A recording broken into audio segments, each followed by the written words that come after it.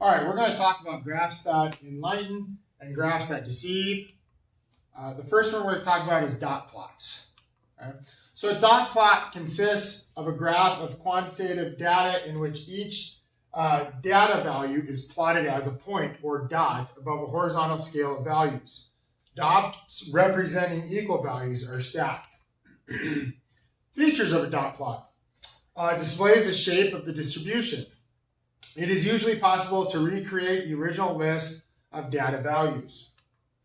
Okay, so here's a dot plot of pulse. The figure shows the dot plot of the minutes to eat breakfast. So here we know that 0 minutes, 1, 2, 3, 4, 5, 6. 6 people ate breakfast in 0 minutes.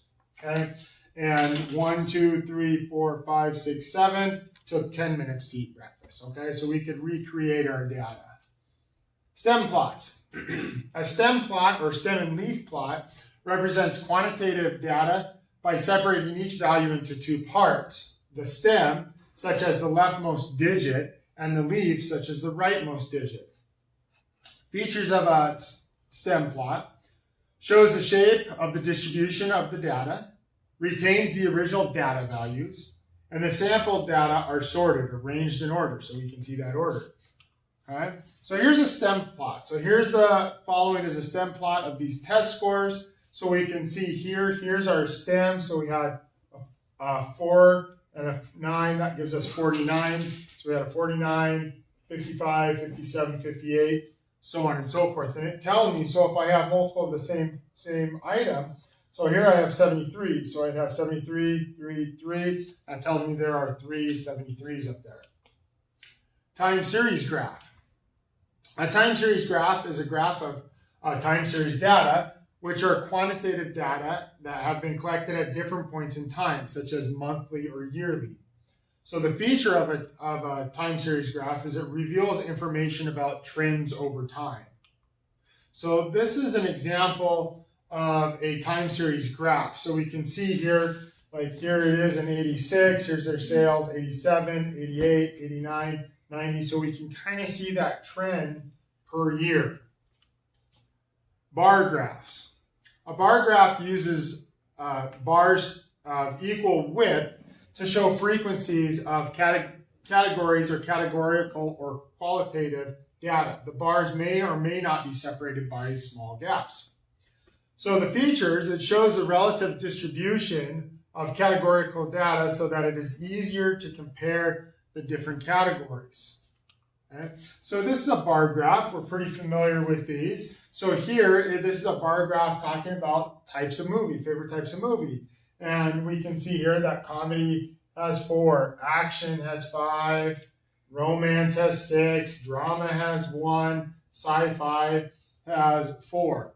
Okay, so we can actually see our bottom is qualitative data, our side is our frequency.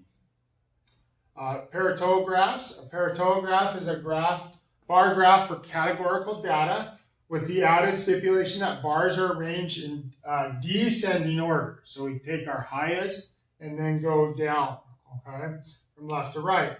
So features of a peritograph shows the relative distribution of categorical data so that it is easier to compare the different categories. Draws attention to the more important categories. Okay, so here's our example here. So we can see here, this is the most, and then they go down to the right. So you've probably seen these in magazines to kind of really emphasize which one is the maximum. Pie charts. So a pie chart is a very common graph that depicts categorical data as slices of a circle, in which the size of each slice is proportional to the frequency count of the category. Okay, so the features, it shows the distribution of categorical data in a commonly used format. So here's our pie chart. So kind of back to that idea of favorite movies. So here we have 6 or 30% of our data is romance. Comedy is 4 or 20% of our data. So we can kind of see here those different pieces. Frequency polygon. Frequency polygon uses line segments connected to points located directly above class midpoint values. A frequency polygon is very similar to a histogram, but a frequency polygon uses line segments instead of bars. So you may have seen a lot of this with the middle of a bar graph and kind of brought those in.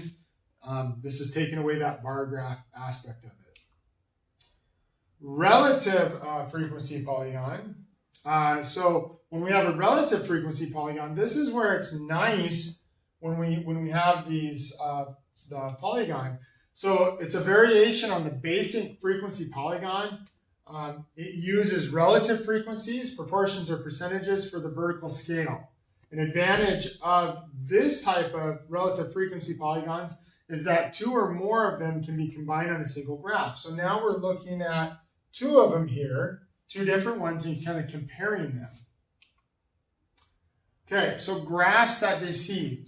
So you've probably seen a lot of graphs that look like they deceive, and they're purposely put there.